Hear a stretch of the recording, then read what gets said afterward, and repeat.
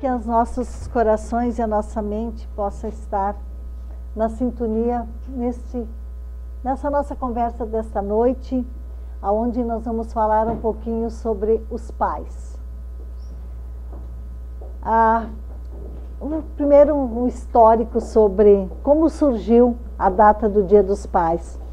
Segundo a enciclopédia livre Wikipédia, o Dia dos Pais ela tem origem na antiga Babilônia, há mais de 1000 anos. Há mais de 4000 anos, um jovem chamado Emelsu moldou e esculpiu em argila o primeiro cartão, aonde ele desejava sorte, saúde e longa vida a seu pai. Em 1909, uma moça chamada Sonora Louise Dodge, filha de um veterano da Guerra Civil nos Estados Unidos, que tinha por nome John Bruce Dodge, resolveu homenagear seu pai. Sonora morava no estado de Washington, queria um dia especial, porque ela viu seu pai criar 6 filhos. Ao dar à luz ao 6º filho, a mãe de Sonora morreu, deixando os 5 filhos e mais o bebê para que ele criasse. E ele criou sozinho os 6 filhos. Ela sentia então muito orgulho desse pai, por vê-lo superar as dificuldades sem ajuda de ninguém. Foi destemido e amável, como ela mesma colocou na petição que ela fez. Então, já que John Bruce, pai de Sonora, nascera no mês de junho, ela escolheu celebrar o primeiro Dia dos Pais no dia 19 de junho de 1910.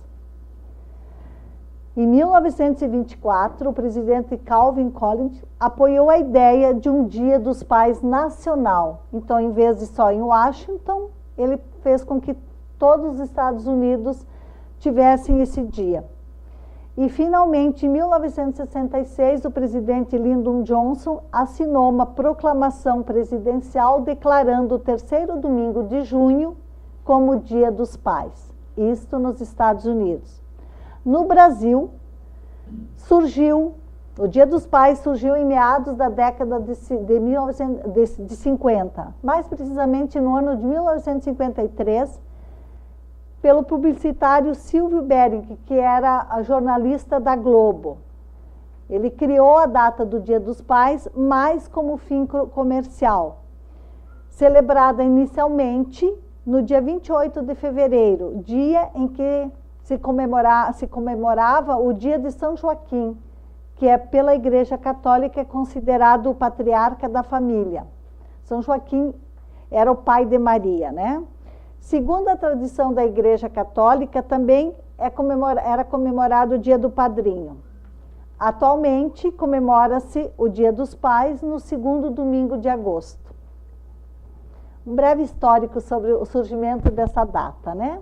Mas interessante, que mais chama atenção é que há 4000 anos, né? Um jovem que resolve homenagear o pai e depois essa moça para fazer essa homenagem, já que aquele pai tinha sido dedicado e criou 6 filhos sozinho, né?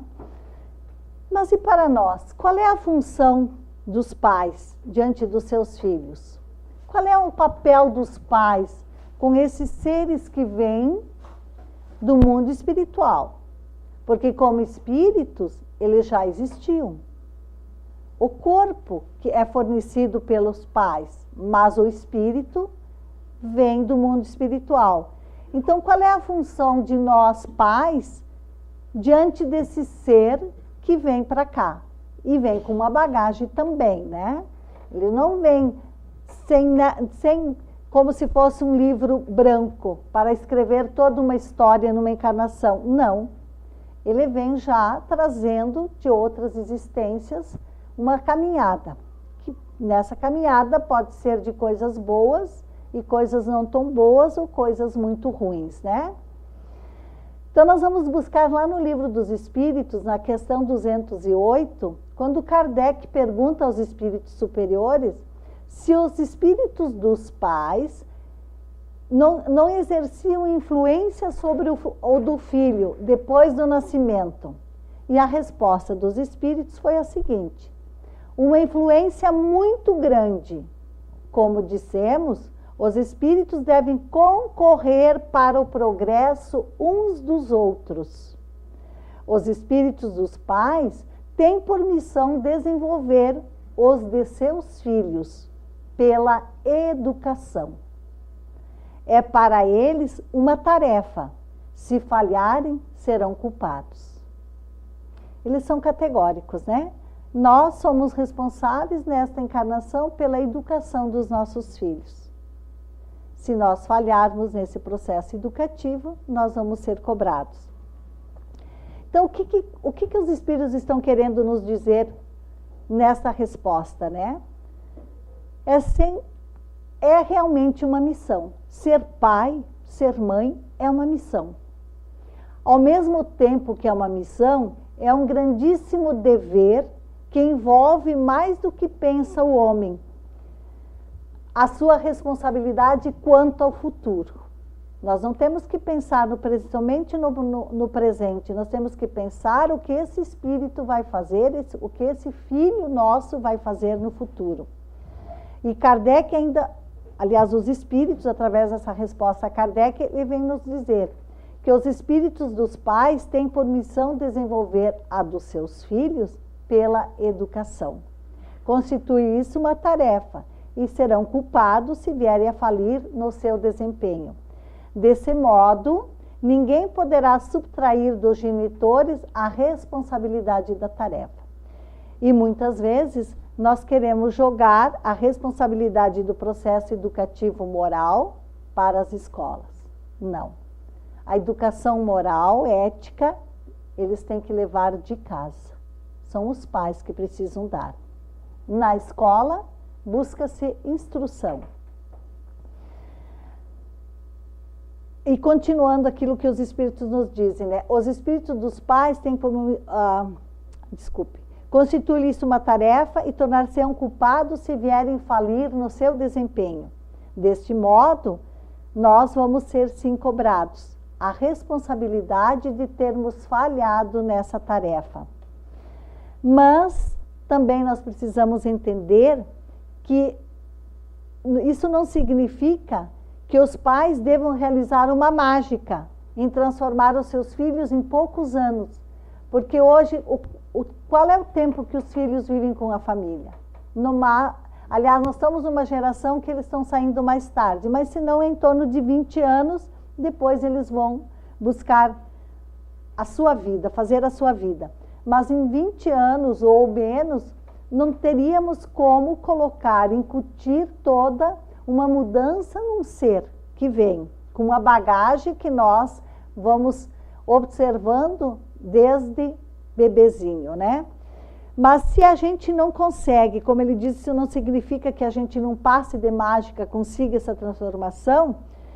O que Jesus nos pede para fazermos é que sejamos esforçados, dedicados a tão importante encargo, não desanimando ante as dificuldades ou desprezando o lar pela busca obsessiva dos fatores transitórios. Porque muitas vezes a tendência de muitos é fugir, é abandono da família, é deixar, não se envolver. E muitas vezes esse abandono é o pai estando dentro do próprio lar, né? Tem o abandono que vai embora e o abandono do pai que não se preocupa em educar, em cuidar, né? O espírito, ele não se modificará profundamente de um momento para o outro, porque ele criou hábitos, ele criou vícios, né? Mas todo bom exemplo que os pais puderem dar, toda boa palavra, toda boa orientação, toda corrigenda sincera, diálogo, a energia necessária, todo carinho, toda disciplina e amor jamais se perderão, mesmo que tenha sido encaminhados a um coração endurecido pelo mal. carregando muitas dificuldades. Então, todo esse esforço que nós podemos fazer, essa dedicação, dando limites, observando essa criança desde pequenininha, desde bebê, porque o bebê sabe muito bem chantagear os pais. É que a gente não para perceber. Então, nós temos que ter esse olhar de cuidado para também poder agir de uma forma adequada, não tornando um ser egoísta, um ser prepotente. Outras vezes, não estimulando a vaidade. Hoje nós temos toda uma mídia que já faz isso, imagina se a gente não tiver esse cuidado. A moda toda leva para isso, além dessa vaidade, também leva para o despertamento da sexualidade muito cedo. Então, são cuidados que nós precisamos ter. E muitas vezes essas crianças vêm com uma bagagem que já se perderam em outras encarnações por esses maus hábitos. Se nós fizermos a nossa parte de educadores, nós não ficaremos com a nossa consciência atormentada, porque nós fomos, sim, pais leais, devotados, sinceros, mesmo diante, muitas vezes, da tristeza de ver os nossos filhos incursionando pelos caminhos do desequilíbrio e da ilusão. O que causará grande tormenta aos pais, a consciência, será a preguiça no exercício do nosso papel paterno ou materno. O amor sem limites, que daí já não é amor, é satisfazer desejos, porque nós confundimos muito amor com desejos. Esse amor sem limites, esse desejo que cega a profunda má vontade de grande parte dos pais que acham que já sabem tudo e não enxergam muitas vezes que estão falhando. A falta de humildade de reconhecer-se ainda a caminho também nessa busca de conhecimentos para uma boa educação.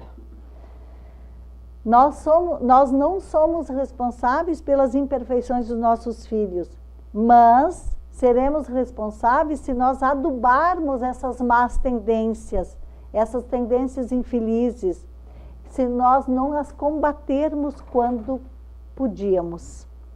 Nós vivemos uma época de grandes transformações, quando os valores que regem a sociedade estão sendo questionados, sim.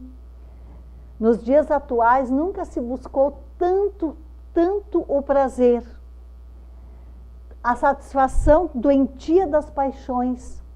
Contudo, ao mesmo tempo, nunca se sentiu tanta falta de orientação dentro das famílias, que deveriam dar esse amparo e esta orientação, preparando o homem para a modernidade, sem levá-lo à bancarrota moral. Então, no meio desse turbilhão que nós vivemos, aonde o sexo perdeu o seu valor, aonde tudo é permitido, aonde, através da mídia também, a indução aos vícios físicos, como a droga, como ao álcool. Crianças com 12 anos são crianças, adolescentes já são viciados no álcool. E muitas vezes começam dentro do seu lar, porque acha bonito dar um copo de cerveja, tomar um chopp, e estamos viciando as nossas crianças. E nós vamos ser, sim, responsabilizados por isso. Essas mudanças que acontecem, muitas dessas mudanças fazem parte, sim, do progresso, da evolução. Mas nós temos que ter o bom senso e ter esse conhecimento de que nós não estamos aqui pela primeira vez, que nós temos as nossas falhas e que elas precisam ser corrigidas, sim. Nós e aqueles que Deus confiou para que nós fizéssemos o processo evolutivo dessas criaturas, Então, com a compreensão, nós que frequentamos uma casa espírita, que estudamos uma casa espírita, tendo a compreensão da lei de ação e reação, que tudo aquilo que eu fizer eu vou ter como resposta de alguma forma, tanto no bem quanto no mal. Lógico que daí nós podemos atenuar esse mal fazendo o bem, mas existe essa lei de ação e reação, entendendo que somos espíritos criados por Deus e que aqui só é, neste momento, só mais uma vinda à Terra. Então,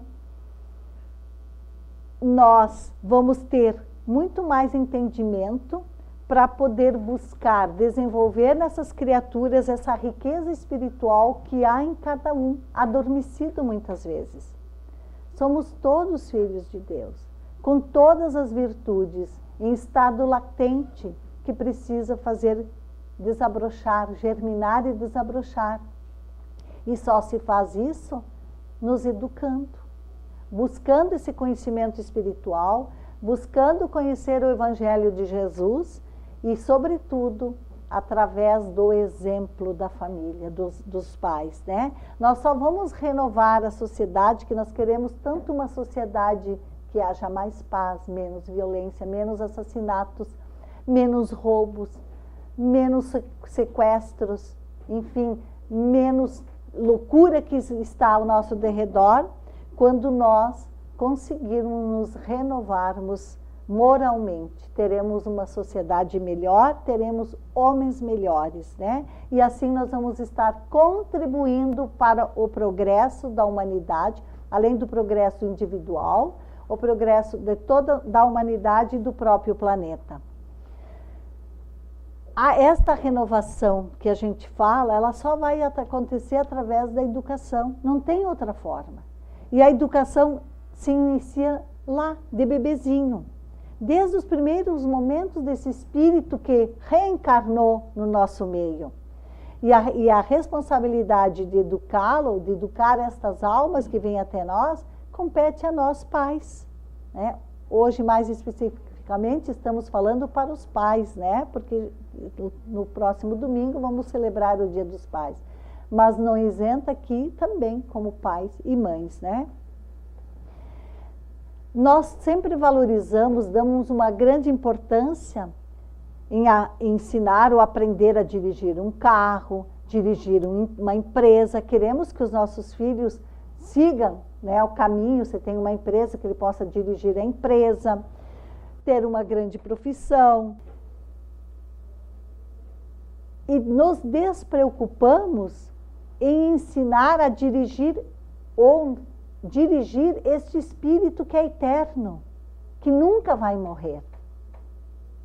A gente esquece que é um espírito eterno, que ele tem que ser preparado desde os primeiros passos, mais nessa reencarnação, para futuras reencarnações, né? As situações nossas aqui são meramente humanas, elas vão passar, a empresa vai ficar, o carro vai ficar, a casa, a sua profissão, por mais famosa que seja, vai ficar. Mas o ser, aquilo que ele adquiriu com o caráter, com a moral, com os sentimentos, com as virtudes, são divinos, ele vai levar ou não, dependendo que tipo de educação ele teve. Como nós observamos essa criança na sua infância, que ela estava mais predisposta para se reajustar perante as leis de Deus. Por isso que aqui na casa a gente cansa de falar, né, Lília, que esse processo educativo mais propício para podermos moldar essa criança é até os 7 anos. Ela está acessível para que a gente possa colocar ali as lições necessárias diante daquilo que ela precisa depois desenvolver como cidadão no mundo. E se nós não nos dedicarmos em observar o que esta criança está fazendo ao nosso derredor, porque sabemos, está difícil, vai para a creche de manhã e volta de noite. Muitas vezes volta dormindo. Qual é o tempo que estamos tendo nesta observação de tendências que esse ser trouxe de outras reencarnações e que precisam ser ajustadas nesta? Precisa aprender novas lições, né? Então, esse compromisso de nós sermos pais ou mães, nós assumimos no mundo espiritual, antes de vir para cá. Lá foi elaborado todo um projeto de quem nós seríamos filhos, com quem nós casaríamos, quantos filhos nós teríamos. Todo esse projeto foi elaborado no mundo espiritual. Não é por acaso que esses seres estão na nossa vida. E esse projeto ele vai ser reafirmado por ocasião do nosso casamento ou da nossa união com alguém, com esse ser que lá se programou, ou outro, porque nós temos o livre-arbítrio, e muitas vezes nós deixamos aquele que estava programado e pegamos um outro, mas nem por isso os filhos deixarão de vir, né? Então, essa responsabilidade é imensa na educação dos nossos filhos. Nós não devemos nos preocuparmos somente com o alimento, com o vestuário, com o lazer, com a escola, com a boa profissão que nós queremos. Claro que é muito importante isso, mas não toda a nossa preocupação em cima disto, com o conforto. A maior preocupação deveria ser a dedicação de colocar nos corações desses seres as virtudes, e principalmente aquelas que ainda não foram adquiridas, que essas virtudes vão orientar esses pequeninos, vão iluminar o caminho deles pelo resto da existência, desta e das outras que terão pela frente. Santo Agostinho, no Evangelho, ele vem nos esclarecer: quando os pais hão feito tudo o que deve pelo adiantamento moral de seus filhos e não alcançam êxito, não tem que se culpar a si mesmo e pode conservar a consciência tranquila. Mas precisamos fazer tudo o que estiver a nosso alcance e buscar meios para que isso aconteça. Para nós que conhecemos a doutrina, ou que estamos conhecendo a doutrina, o grau de compromisso aumenta. A gente costuma dizer nos grupos de estudo que muito será, e está lá no Evangelho, que muito será cobrado a quem muito foi dado. Então, para os pais espíritas ou que buscam esse caminho, vai ser mais cobrado, porque nós temos nas nossas mãos uma doutrina que vem nos explicar quem é esse ser, como ele chega até nós e o que nós precisamos fazer para tornar este ser um pouco melhor nesta encarnação do que como ele veio, né? Então, buscamos no conhecimento da doutrina espírita a compreensão dilatada que essa realidade espiritual nos dá. Assim, nós vamos ter uma dimensão mais profunda das possibilidades de tornar esses seres melhores. Então, compete a nós, pais, buscarem esses recursos que a doutrina espírita nos oferece. E cada casa espírita, aliás, cada não, porque em muitas não tem por falta até também de trabalhador. Mas a nossa casa espírita, por exemplo, ela tem um trabalho com os pais, aos sábados pela manhã, das 10 às 11h30. Enquanto as crianças ficam na evangelização da infância e da juventude, os pais ficam com facilitadores, recebendo orientações acerca da família e também da doutrina, aonde vai oferecer recursos, ferramentas para melhor nos direcionarmos na educação dessas crianças. Sempre com muito carinho, né, apoiando-os, protegendo-os. E também o melhor ensinamento de todos é o nosso exemplo. O nosso exemplo de honestidade, o nosso exemplo de caráter. Não adianta eu orientar com palavras se o meu modo de agir é o contrário. Não estou ensinando. Eu estou sendo hipócrita daí. Eu estou ensinando o meu filho a usar de hipocrisia. Então, nós precisamos, sim, também buscar esse processo educativo, porque nós temos tempo, sim. Toda a nossa encarnação também ela pode ser trabalhada para isso, né? E a doutrina nos auxilia em muito, nos dando essas ferramentas para que a gente possa se tornar melhor e assim, nos tornando melhor, também orientar melhor os nossos pequeninos. Então, o grande trabalho dos pais não é esconder do filho os problemas, porque hoje também nós vivemos um momento que também dá para dizer que é uma loucura, aonde não quer que a criança sofra. Não, por que eu vou perturbar meu filho? Não, ele não merece isso. Não, não é assim também que o processo educativo se processa. Nós temos que mostrar que o problema existe, mas temos que prepará-los, dando-lhe as armas necessárias para que ele possa vencer esses desafios. Porque quando a gente protege demais, não quer que ele sofra, quando ele chegar com os 14, 15, 16 anos, ele não vai saber enfrentar nem o problema da briga com a namoradinha, e aonde nós temos um índice alto de suicídio, muitas vezes, porque brigou com a namoradinha. Acha que o mundo acabou. Pela falta de preparo que essa criança, que esse jovem, pré-adolescente teve. Então, não é esconder as dificuldades da vida que nós vamos estar bem educando. Não, vamos prepará-los para poder enfrentar tudo aquilo que a vida vai nos oferecer, sim.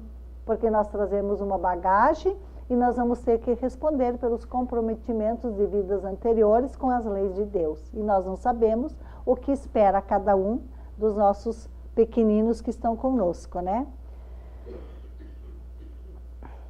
Então, vamos buscar, sim, essa ferramenta. Tem ótimas leituras para que a gente também possa estar mais preparados para auxiliá-los em todos os sentidos, né? Então, que nós, pais espíritas, ou em busca desse conhecimento, sejamos os tradutores de Jesus. Tradutores de Jesus, levando os ensinamentos de Jesus aos nossos filhos. Pois daí nós estaremos iluminando-os através do Evangelho do Cristo e podemos ter a certeza que eles estão sendo educados com segurança. A educação espírita é a renascença da pedagogia cristã.